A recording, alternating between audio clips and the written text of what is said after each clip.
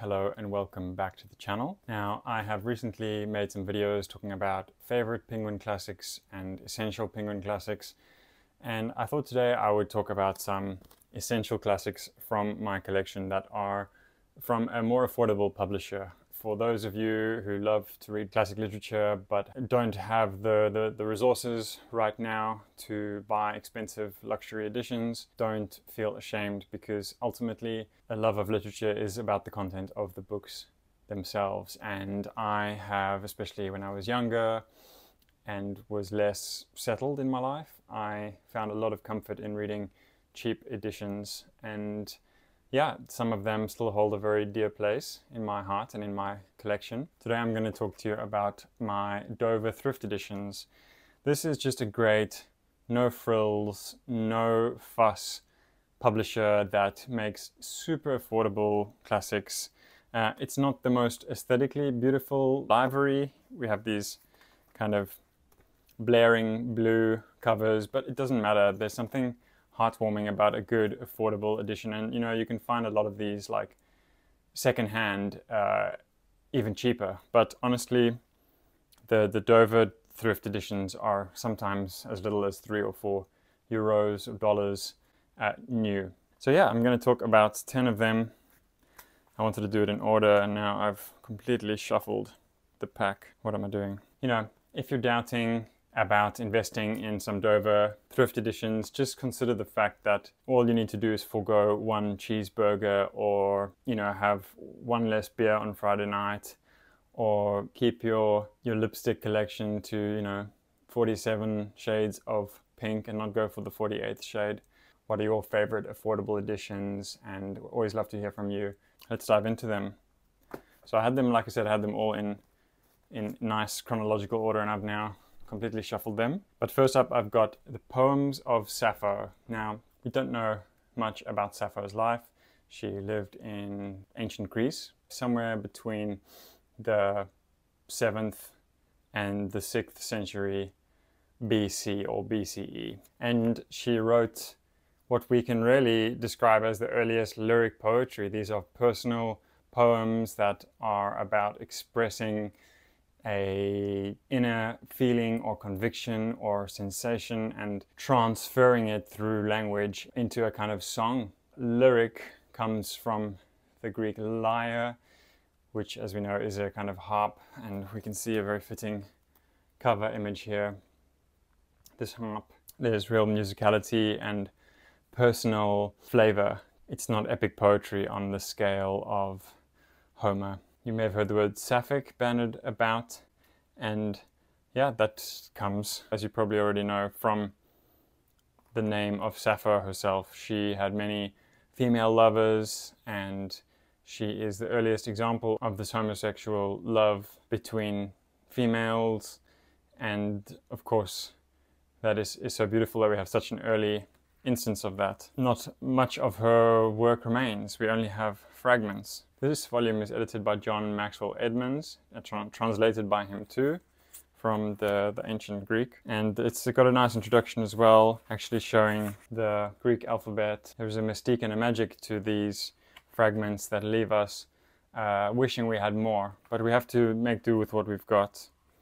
And I'll give you an example. Immortal queen of the gorgeous throne, while weaving child of the mightiest one, listen, lady of love, whelm me not with fever and fret, but hither, if ere to my far cry yet you hearkened and left your father's door, in the golden car with the swans before, whose strong wings beat toward earth's dark floor on the way from the world above.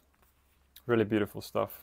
1604's play by William Shakespeare, Othello. This is a play that has had probably a library full of scholarly and critical attention, and it is the story of betrayal and jealousy and cold-blooded ruthlessness. And yeah, it's the kind of text that has a kind of endless possibility of readings.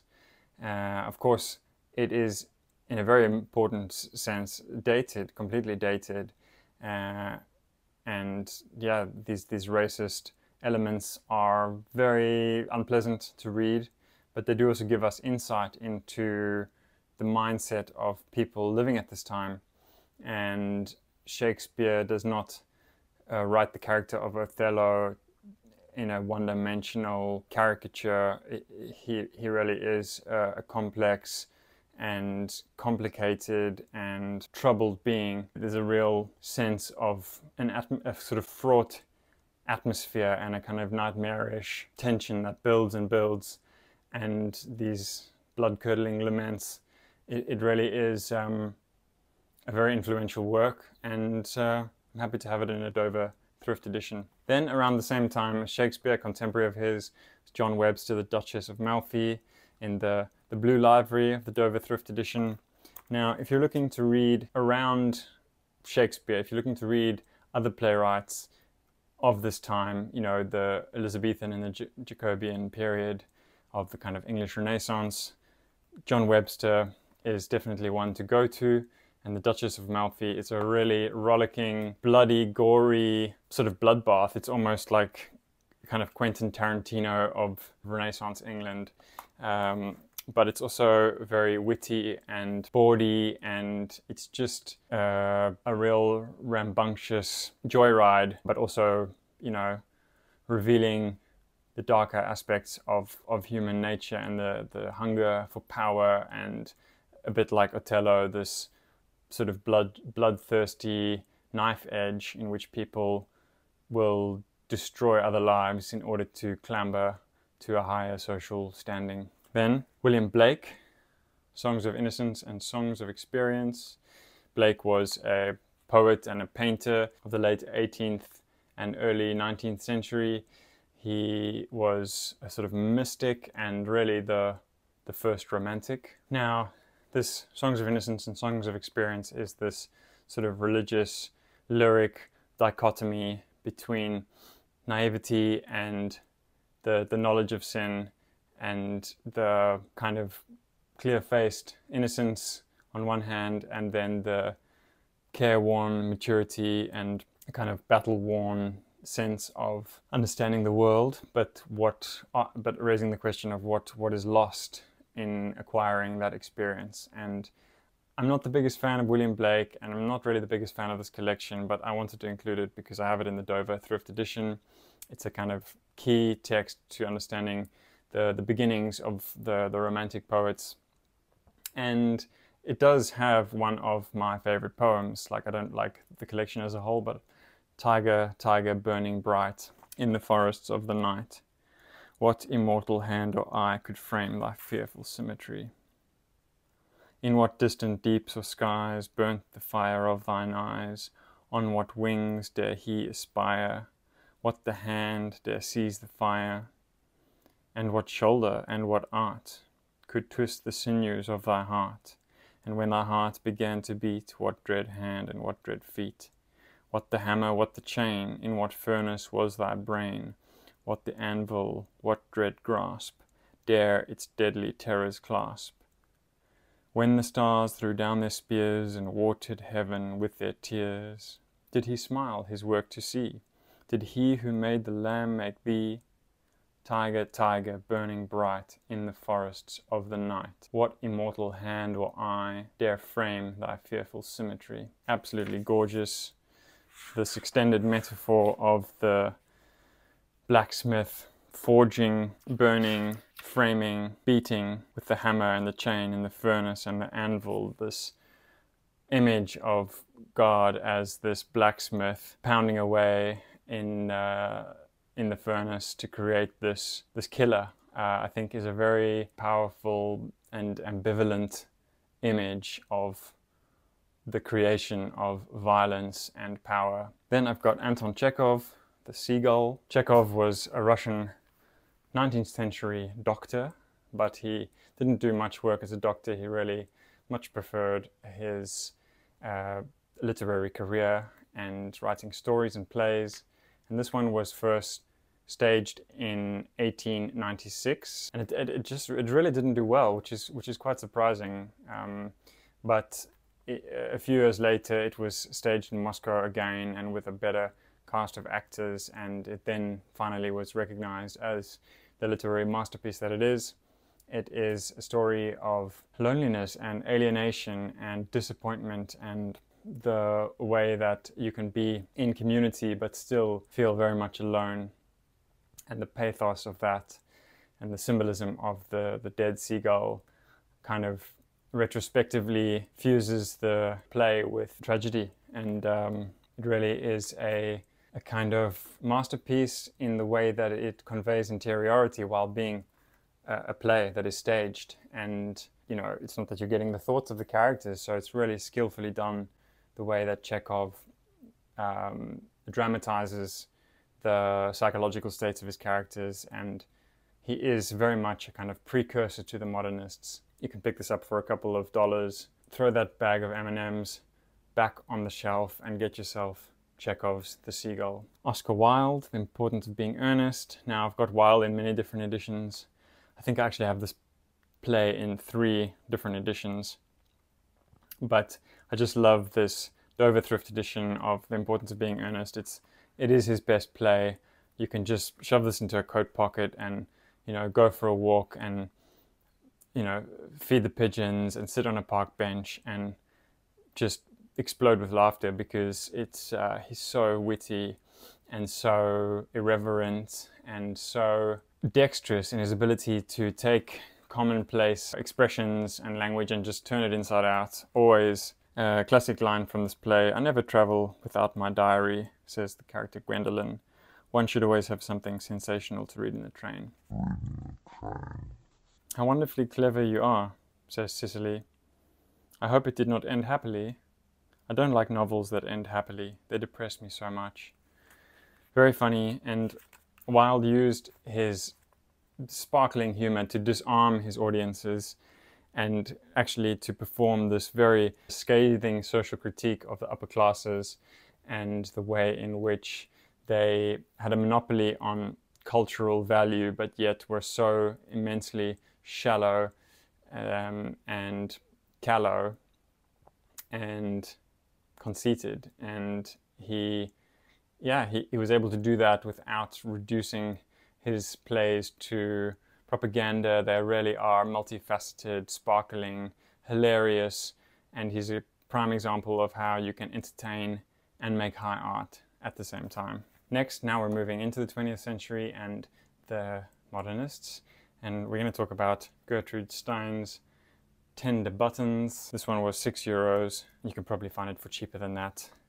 Now, Gertrude Stein was an American woman, patron of the arts. She lived in Paris in the heyday of the modernist artistic movement. She was friends with Picasso, she was friends with Hemingway, she was friends with Scott Fitzgerald. She knew all of the influential figures in that epoch, and she not only knew them and was not only a patron of the arts, she also was an artist herself, and very, very impressionistic. Tender Buttons is not an easy text to read at all, but it is innovative.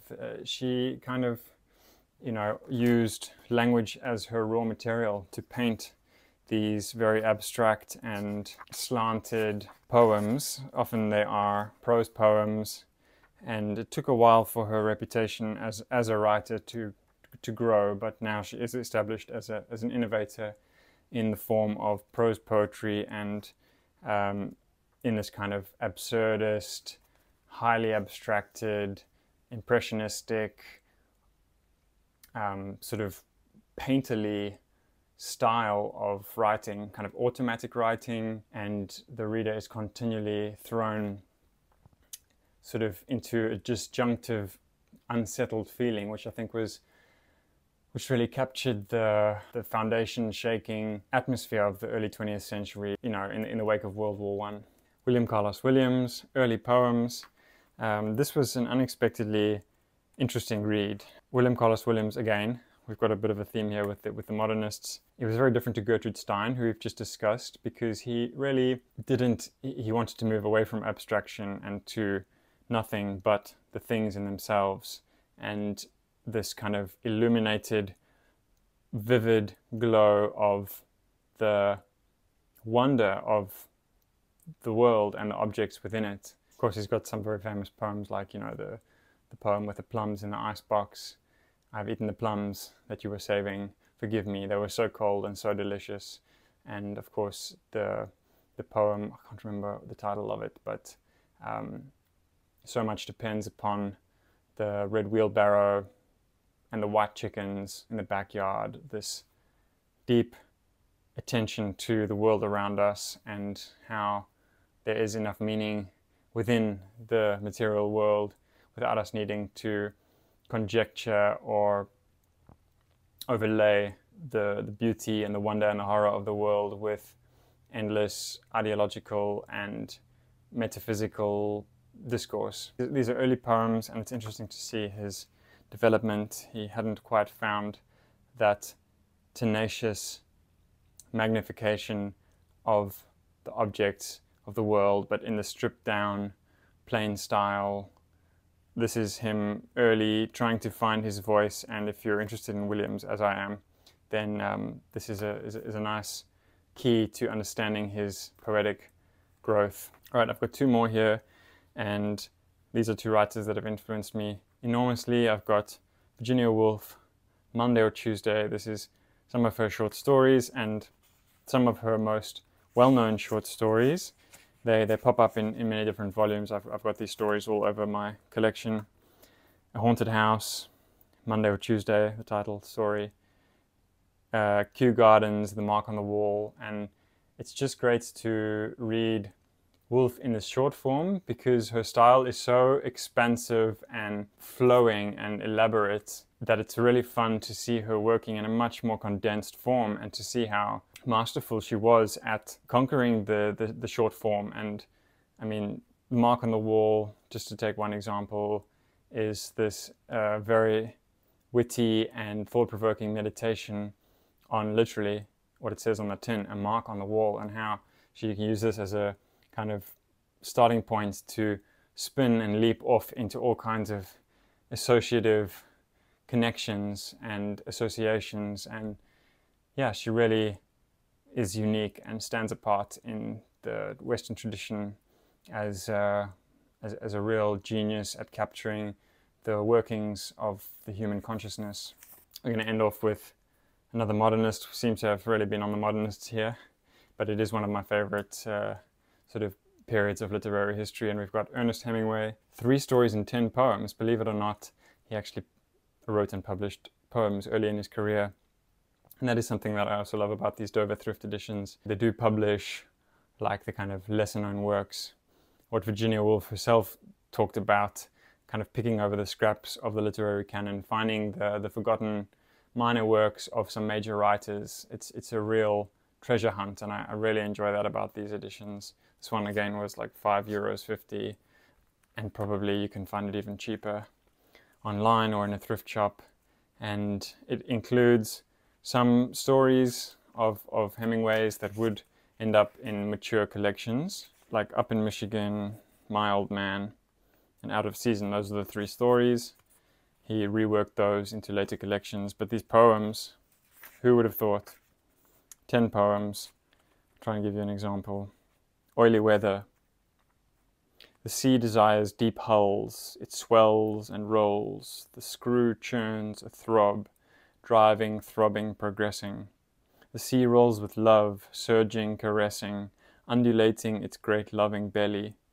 The sea is big and old. Throbbing ships scorn it. It's definitely juvenilia, it's definitely early work. He was really, how handsome he was as a young man. But yeah, it's just again a great channel into understanding his sensibility in his mature work. So those are the 10 Dover Thrift editions that I wanted to share with you on my channel.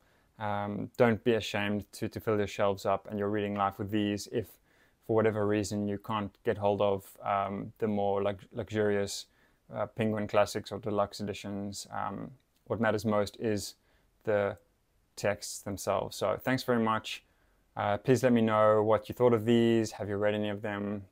What are your favorite affordable editions? And always love to hear from you. And thanks very much, and see you all soon.